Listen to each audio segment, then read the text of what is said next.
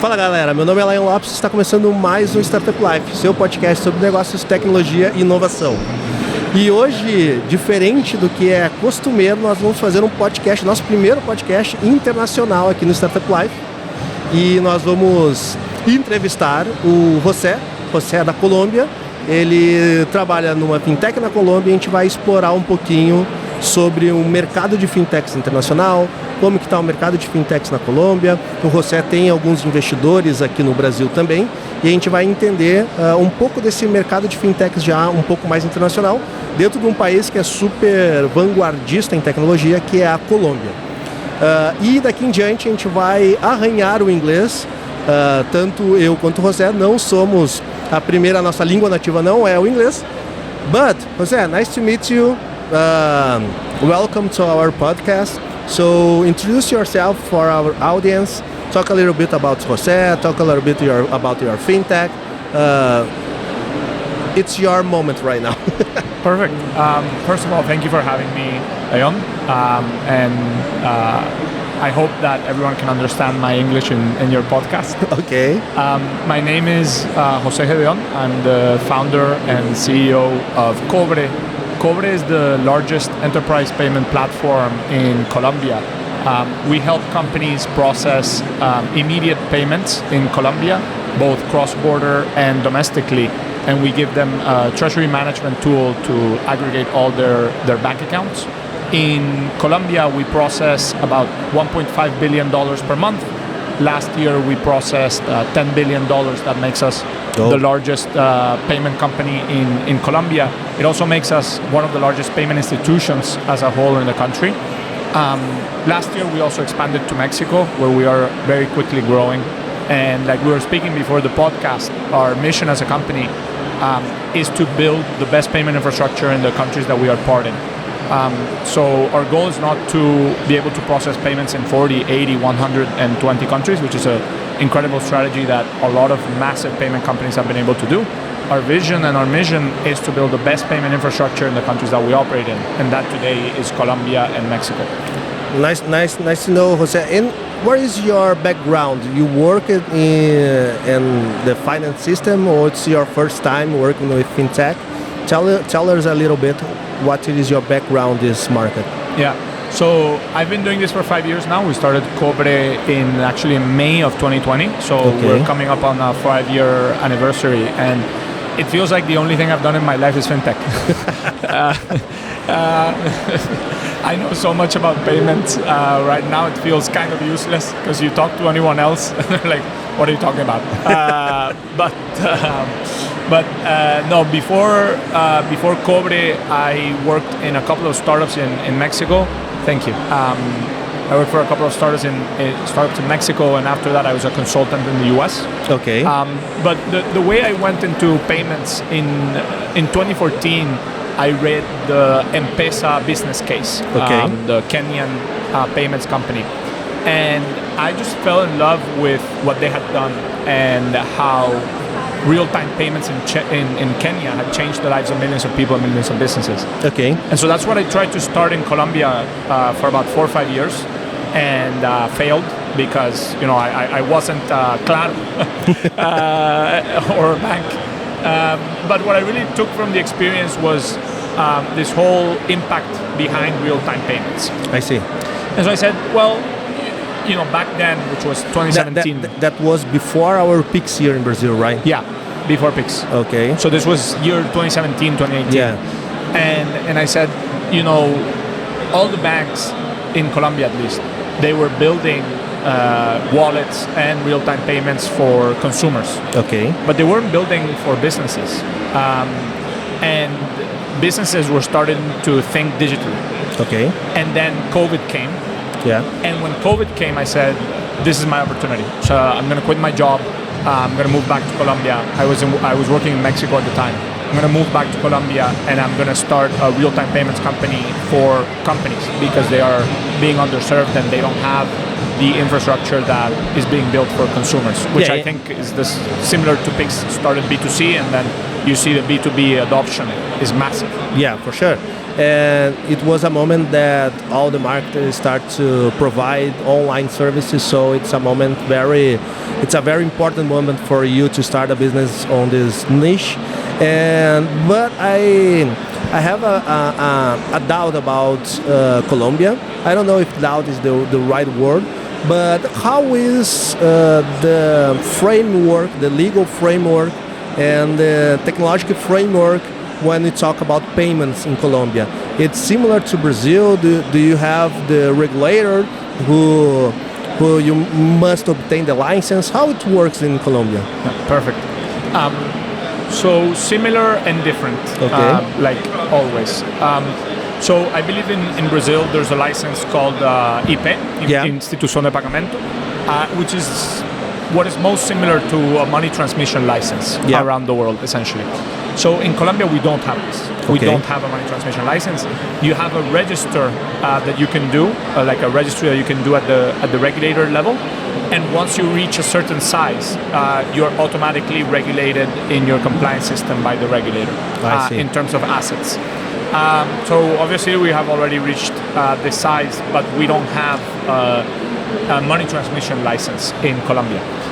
We do in Mexico. We do have a money transmission license in Mexico, but in Colombia we don't.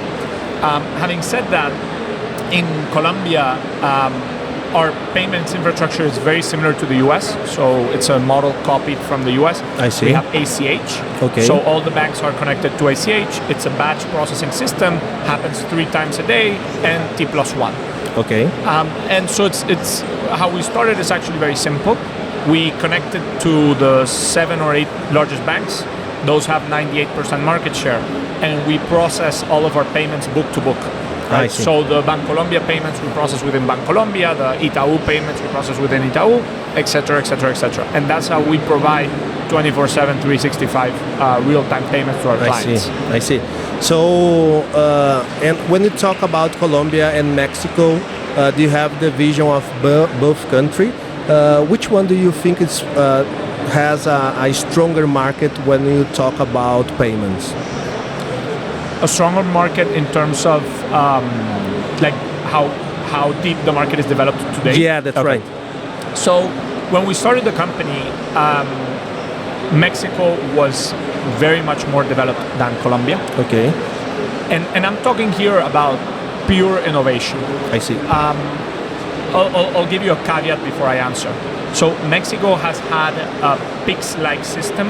It's not like PIX, but it's PIX-like system, which is called SPEI. SPEI, and they've actually had this real-time payment system for 20 years. It's pretty old. Yeah, for sure. The entire population has adopted it, but it's not very friendly in terms of the UX. So there's no, for example, QR scanning. Okay. So if you're a consumer, you want to pay another person or a merchant, you have to log into your bank account and input the person's clave. Right.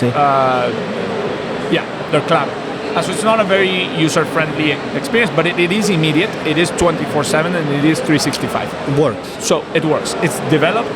It's not very user-friendly, but it works. So starting out 5 years ago, Mexico was way more developed than Colombia. Colombia still had batch processing. It was not 24/7, 365. Today, I think there's something incredibly interesting happening in Colombia, which you alluded to before we started, which is there's a lot of tech companies that are starting in Colombia, and there's a lot of payments companies that are starting in Colombia that are doing an amazing job. I'd like to include us in that list. And so today, the Colombian payments ecosystem, in terms of innovation, I will humbly say that I think it's more developed than Mexico. I see more innovation in terms of payments and in terms of companies innovating the payment space in Colombia than in Mexico. I see. Today. And when we look in the background of Colombia, we'll see that since, I don't know, 2015, Colombia is investing a lot in tech innovation, and it's a very strong example of smart city. So Colombia are working innovation a long time ago, and in Brazil we are trying to do something like that in the past 10 years, and Brazil grew a lot in the past 10 years. And the market of fintech in Brazil, it's a very, very strong market. And when we talk about technology and innovation, do you think Colombia is in the same way? The innovation in payments and banks and all the payment infrastructure, it's something that is growing so fast like in Brazil? So I think I'd like to say that every country in Latin America and maybe around the world is looking at the Brazil example. I see. With Pix. So what was that? 3 years ago, the Colombian Central Bank actually started to build a Pix-like system, which is called the SPI,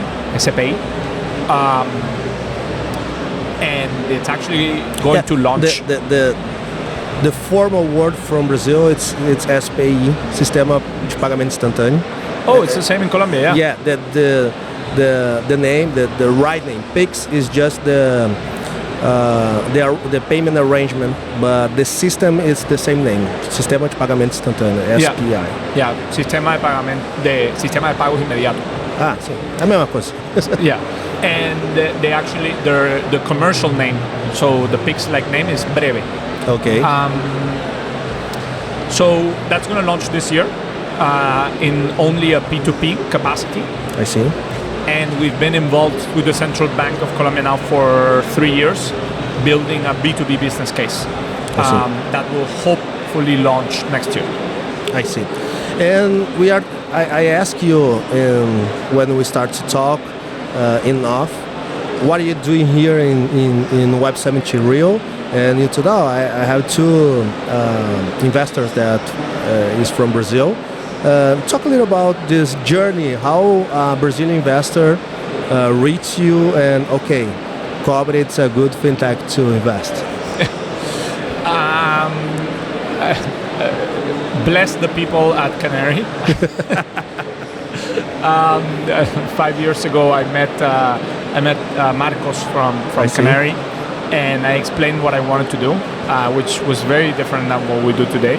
And I think he believed in the team more than the idea. And so we were Canary's first investment outside of Brazil.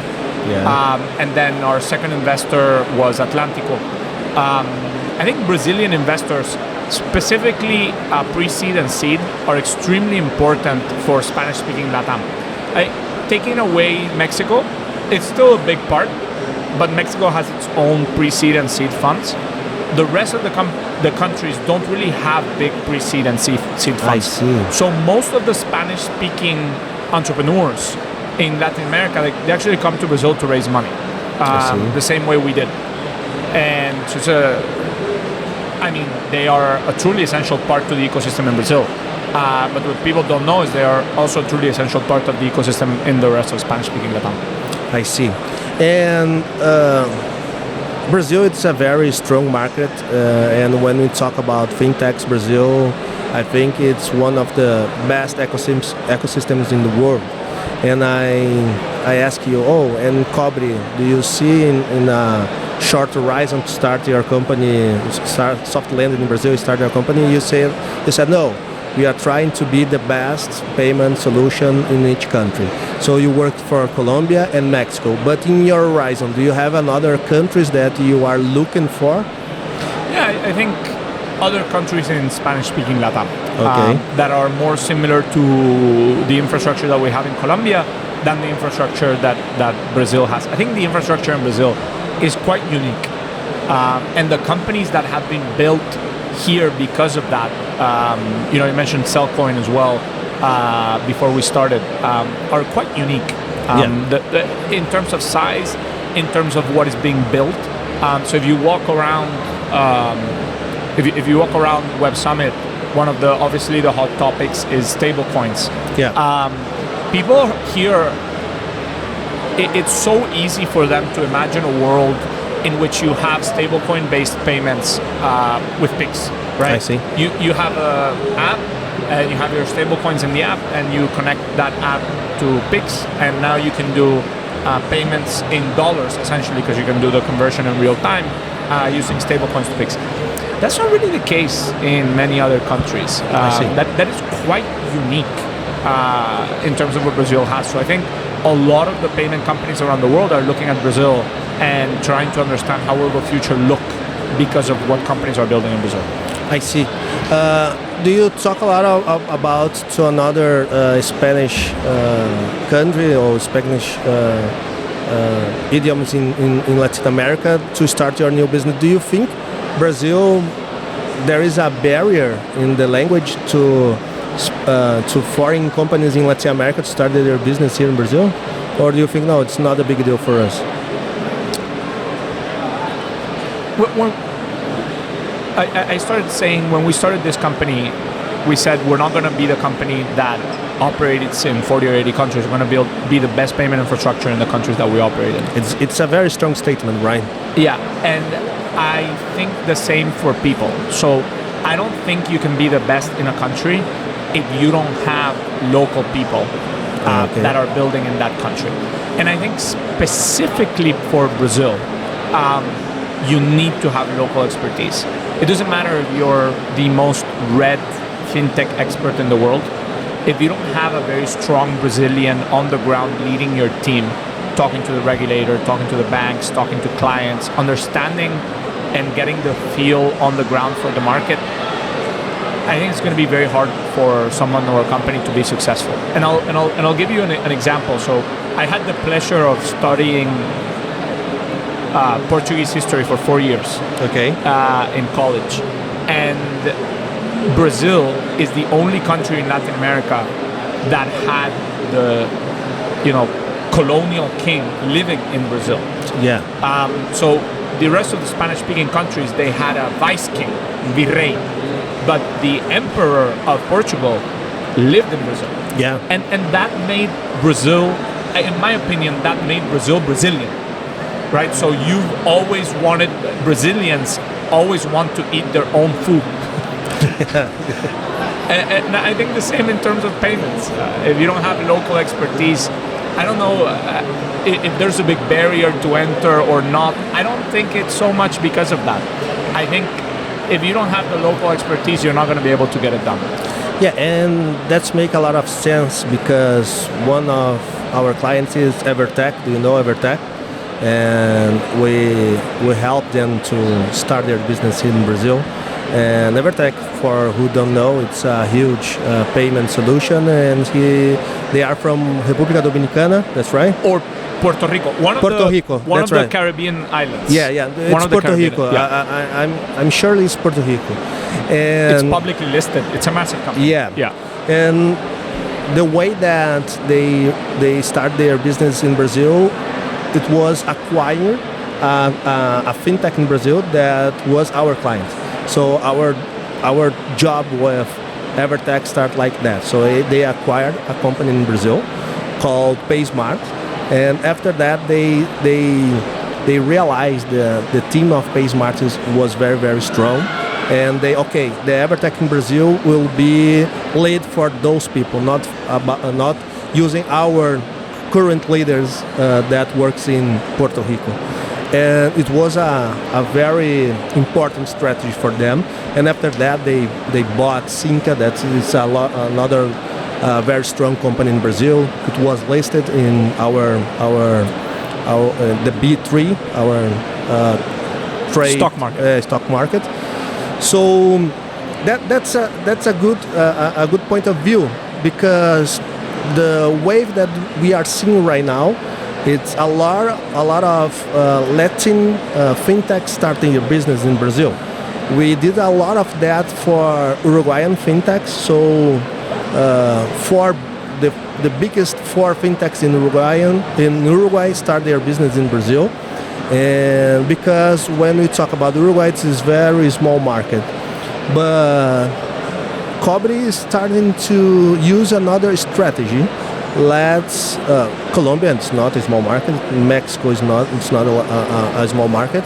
But I can say that I think you are the first fintech that I talk that doesn't want to start their business in Brazil in a short horizon, and it's very, very interesting. Do you see that the future of Cobre is work in few countries and be the best payment solution, or in a moment, okay, we must face a huge giant as Brazil? I think you have to think in terms of chapters of a book, right? I see. Chapter 1 was we need to build a company, and we built a company in Colombia. Okay. Chapter 2 is we are not a Colombian company, we are a regional company, so we can build a business outside of Colombia, and that for us is going to be Mexico. Chapter 3 is going to be probably, we are a regional powerhouse. Okay. I think chapter 4 doesn't have a title yet. And it can go, I think it can go two ways from here, depending on how the company evolves. We can stay as a regional powerhouse and build more and more products and go horizontal as well as vertical in each of the countries, because the GDP will be enough to get a large share of volume and to be able to build a large enough company. But it will, chapter 4 will either be we dominate the region, Okay. or we are a global company. Okay. And I don't have the answer to that yet. I see. I don't have the answer to that yet. Okay, and Jose, to start our last step of our program, I must ask you about tokenization if in Colombia, because in Brazil the big trend right now is about tokenization and the DREX. Have you ever heard about DREX in Brazil? No, I have not. DREX is our CBDC in Brazil. Got it. Yeah, I've heard of it. Yeah. Yes. So, and probably our central bank is talking a lot. Oh, that will be our. We'll highlight this subject in the next 4-5 years, and we work in a regulatory framework to develop infrastructure using tokenization, using DREX, and we are very anxious to understand how it works in Brazil.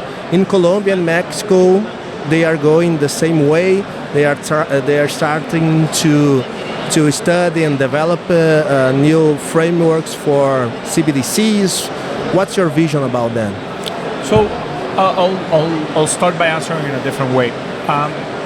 When we started Cobre, we had a different idea of what we wanted to do. But the mission back then was to be able to give people the ability to collateralize their assets through payments, Okay. which is essentially tokenization. For sure. This is just a prettier word than collateralization.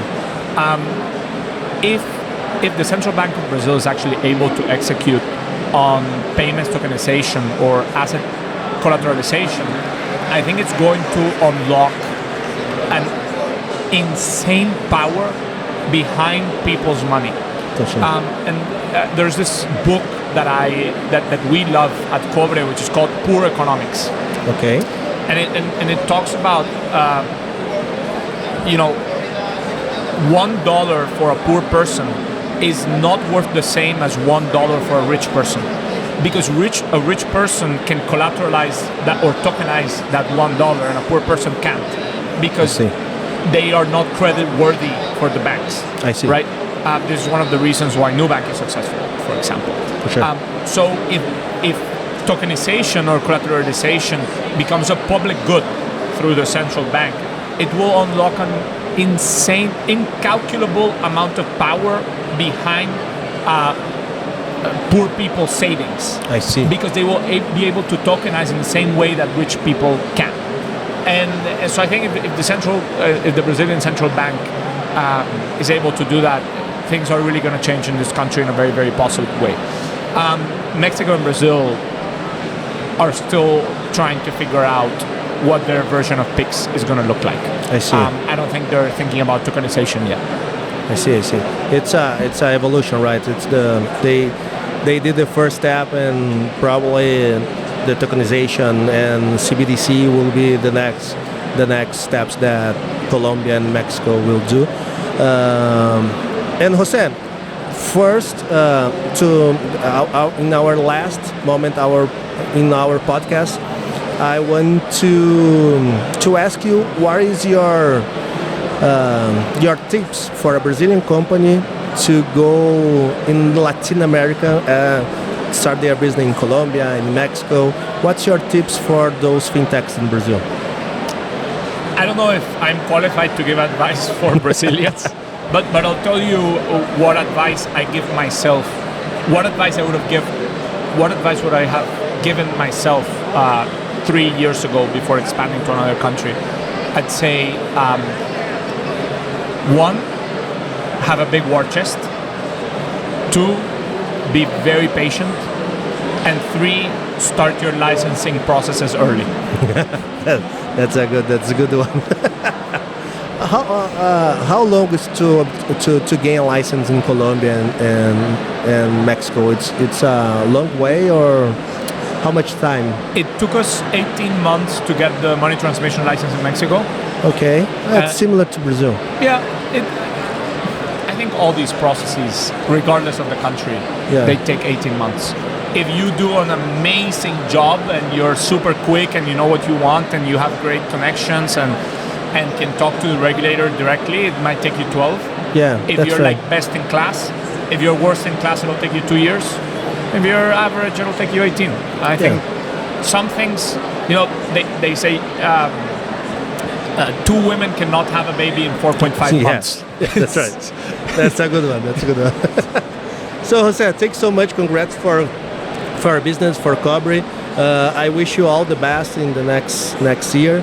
If you want to start your business in Brazil, call us. We will help you a lot on that. Perfect. Thank you so much for having me here. It was a pleasure to talk to you. And if we're ever in Brazil, we'll reach out. Yeah, that's right. Thanks so much, Jose. Thank you. Nice to meet you. Thank you.